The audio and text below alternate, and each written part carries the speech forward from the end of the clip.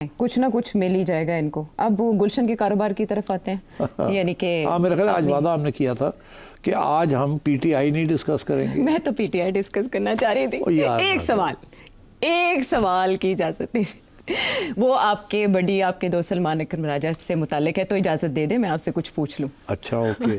वो ये है कि उन्होंने सीनियर जो लीडर हैं पीटीआई के आज़म स्वाति, उनके बारे में बात करते हुए कहा है कि इस्टेब्लिशमेंट या उनके दरमियान जो राब्ते हैं वो उनकी पर्सनल कैपेसिटी में है, इसका पीटीआई की पॉलिसी के साथ कोई ताल्लुक नहीं। तो सवाल मेरा ये था कि फिर इस तरह के राब्तों के नतीजे में मिलने वाली डील का मुस्तकबिल क्या होगा? आपको याद है कि कुछ अर्सा पहले एक प्रोग्राम के अंदर मैंने आपसे कहा था, जब आपने पूछा था कि ये सियासी लोग जो है पार्टी के पॉलिसी के ख़िलाफ़ बातें करते हैं तो क्यों नहीं, कोई सोचने की बात हुई थी। और मैंने कहा था होता ही है कि ये लोग अपनी बातें करना शुरू कर देते हैं और पार्टी से जब पूछा जाता है कि ये तो देखें ना आपकी पॉलिसी ये फलाना बंदा ये कहता है, मैंने कहा था ये कहते हैं उसकी पर्सनल व्यू है। हाँ, ये नून लीग के बारे में आपने बात की, ये पर्सनल व्यू है। तो इस तरीके से पार्टियां जो है चलती हैं और नहीं भी चलती। और पीटीआई का भी वही हिस्सा है, जब वो कोई बंदा अपनी लाइन मार दे तो दूसरा बंदा कहता है पर्सनल व्यू है। अब ये आज यही आ गया ना, ये पर्सनल व्यू है। राजा साहब कहते हैं कि स्वाति साहब की ये पर्सनल व्यू है, स्वाति साहब कहते हैं मुझे इमरान खान ने कहा है। तो ये बातें सारी जो है ना हवा में ही है। हाँ। ये कोई पर्सनल व्यू नहीं है। खान साहब ने सबको लगाया हुआ आगे। अच्छा। किसी को कोई हर बंदा जाके कहता है, कोई ना कोई तजवीज़ देता है, खान कहता है हाँ करके देख लो, ठीक, और वो शुरू हो जाता है कहता है मुझे खान ने कहा है। तो ये इसी किस्म की कॉन्ट्रडिक्टरी पॉलिसीज़ चल रही हैं। और स्वाति साहब जो हैं वो नंबर लगवाना चाह रहे हैं एस्टेब्लिशमेंट में भी के खाते में भी और इमरान खान के भी खाते में भी। वो लीडर बनना चाह रहे हैं। अगर वो कामयाब हो जाते हैं तो वो लीडर बन जाएंगे, ठीक है ना, मगर कामयाब वो होंगे नहीं। मगर कम से कम ये तो है ना आयशा कि हर रोज़ वो टेलीविज़न पर आए हुए हैं। एक बंदा जो 6 माह से या 4 माह से गायब था, इसकी कोई हैसियत ही नहीं थी, वो आजकल सेंटर स्टेज पे आया हुआ है। सारे उसके आगे पीछे हो रहे हैं, सारे एंकर्स उसको बुला रहे हैं और वो लगा हुआ है कि जी मैं अभी नहीं बता सकता, कल गुड न्यूज़ दूंगा, मैं ये करूंगा, मैं वो करूंगा।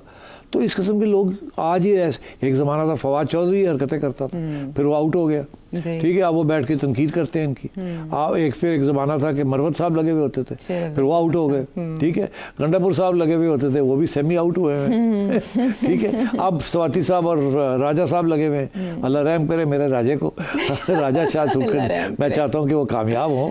He is one good face in the PTI and I support him fully. ऐसे लोग और होने चाहिए पीटीआई में। राजा साहब भी वैसे कभी कभी शूट करते हैं फ्रॉम द हिप, तो उनको भी थोड़ा सा ख्याल रखना चाहिए, साथियों को साथ लेके चलना चाहिए। बाकी ये स्वाति टाइप्स 0/0, इनकी कोई हैसियत नहीं है। हाँ, और राजा साहब एक और नुक्ता भी निकाल रहे हैं कि सारी एम्बिग्विटी जो है वो मुलाकात ना होने की वजह से हो रही है। तो ये इंटेंशनली किया जा रहा है कि कहीं यहाँ बात चल जाए और वहाँ से कोई ब्रेक ना लग जाए उसको, या ट्वीट ना आ जाए। देखिए, ये इसमें तो कोई शक नहीं है ना कि अगर राजा साहब को नहीं मिलने दिया जा रहा तो फिर इसमें तो कहीं से दाल में कुछ काला है। नहीं, दाल में नहीं, सारी दाल ही काली है। सारी दाल काली काले माश की होगी। और क्या, माश की दाल चल रही है। हमें कहा जा रहा है कि जी चने की दाल है। तो ये तो राजा साहब सही कहते हैं, दुखी हैं कि जी मैं मनु किया गया लिस्ट बना के दो अदालत ने, मैं लिस्ट बना के देता हूँ, लिस्ट को लिफ्ट ही कोई नहीं कराता जेल सुपरिटेंडेंट, ना हमारे लोग ही नहीं कराते। ऐसे ही है ना।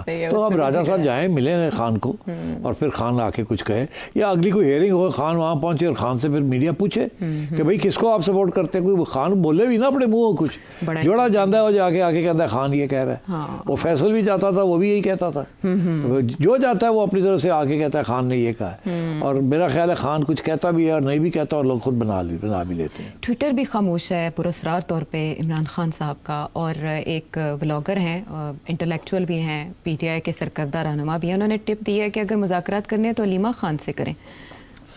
अच्छा, हाँ, बाय द वे अब ये ग्रुप्स भी तो बन रहे हैं ना। हाँ।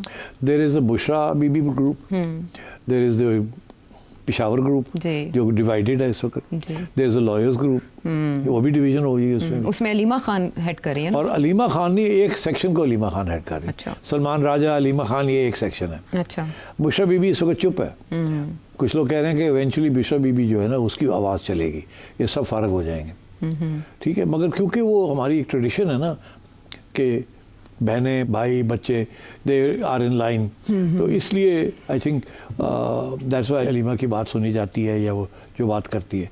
मगर अब देखिए ना, अलीमा भी हार्ड लाइन लेती है, राजा साहब भी हार्ड लाइन लेते हैं, ठीक है। अब और खान साहब तो हार्डलाइनर हैं ही जी। बाकी ये जो सब लोग हैं इधर उधर चलते रहते हैं, कभी आते हैं कभी जाते हैं। हाँ। कभी हार्ड लाइन शुरू हो जाती है, कभी सॉफ्ट लाइन शुरू हो जाती है। हाँ। अब बहुत से ये इनिशिएटिव्स चल रहे हैं कि जी किसी तरीके के साथ खान की और एस्टैब्लिशमेंट की मुकमका करा ली जाए।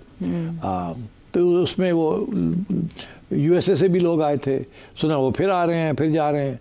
इसी तरीके से गड्ढापुर साहब कहते हैं मेरे तो ऑलमोस्ट बात हो गई है। फिर उनसे कोई पूछता हो कितने पहुंचे हो, कहता बस होने लगी है, ये हो रहा है।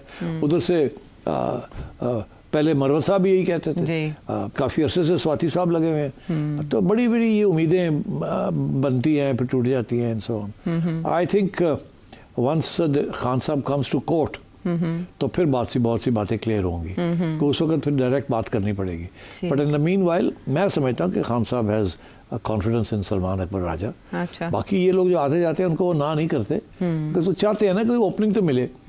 मगर वो कहते हैं मेरे मुंह ना पूछो तुसी, तो जाओ अपने वो जाके करो जो कर सकते हो, तो फिर देखने हैं कि तो I think these guys are all trying to do something और the other because they are concern ना, क्योंकि ऐसे तो काम नहीं चल सकता ना। एस्टैब्लिशमेंट के साथ लड़ाई करके तो कहाँ जाएगी पीटीआई। पहले तो पीटीआई के एस्टैब्लिशमेंट के कंधों पे चढ़ के आई है, फिर कंधों पे चढ़ के रहना चाहती थी, फिर उतर गई तो फिर गालियां देनी शुरू कर दी। आज भी कहते हैं कि आज हमारे साथ एस्टैब्लिशमेंट मुकम्मल कर ले तो वापस आ जाएंगे एस्टैब्लिशमेंट मिल के। तो ये एंटी एस्टैब्लिशमेंट पार्टी नहीं है। ये सब लगे हुए हमारे बड़े anti establishment. PTI is not an anti establishment party. PTI says we are pro establishment, establishment should be pro us. ये कहीं इधर उधर क्यों भूख घूमते हैं, हमारे पास आए ना। वो क्यों हमारे साथ है। तो देखे तो पॉइंट तो है ना। अब मगर वो जब ये होता तो फिर आके ये एस्टैब्लिशमेंट को आंखें दिखाते हैं। जब ये आंखें दिखाते हैं छोटी छोटी चीज़ों के ऊपर तो एस्टैब्लिशमेंट कहते हैं वो तो अड़ी ऐसी तैसी, हमारी बिल्ली हमें को क्यों, साड़ी बिल्ली तो चलो चलो बात। अच्छा, तो अब वो कह रहे हैं कि मैं कोई बातचीत भी कंफर्म नहीं कर सकता हूँ, ना ही कोई फैसला कंफर्म कर सकता हूँ। सलमान अकबर राजा साहब कहते हैं जब तक आप मुलाकात नहीं कराएंगे तो मैं किसी चीज़ की तस्दीक नहीं कर सकता।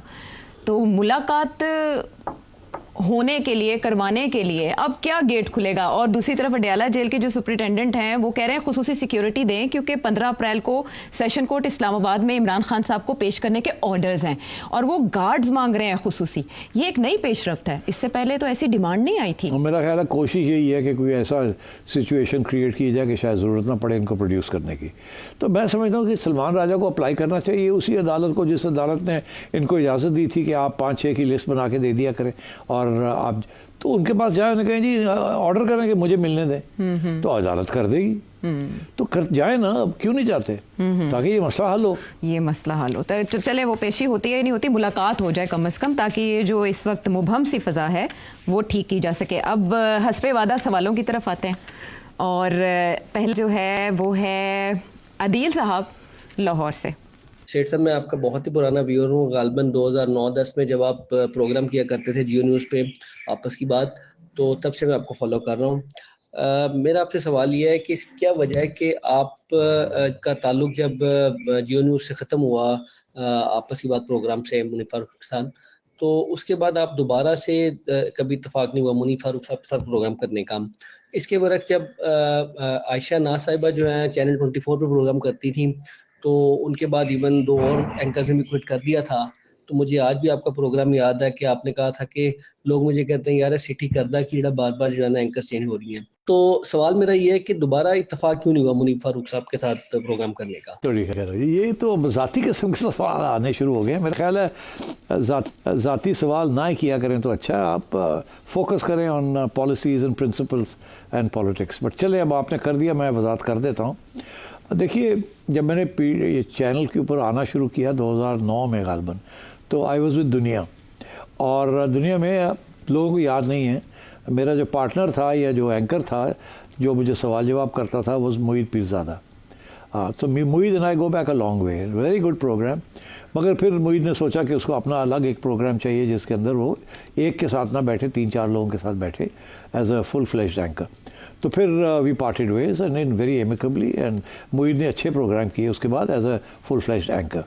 फिर मेरे पास और कोई बंदा नहीं था, बंदी नहीं थी, तो मुझे दुनिया वालों ने कहा कि ये हमारे यहाँ मुनीर फारूक साहब बैठे हुए हैं, यही ले लें, आप इनके साथ शुरू कर दें।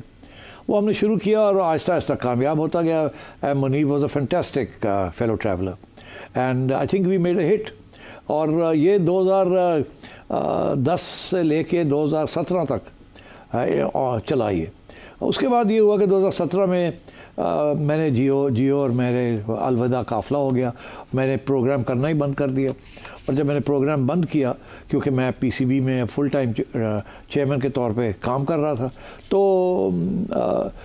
तो फिर मुनीब ने had to look out for himself, तो उन्होंने फिर अपना अलग प्रोग्राम शुरू कर लिया।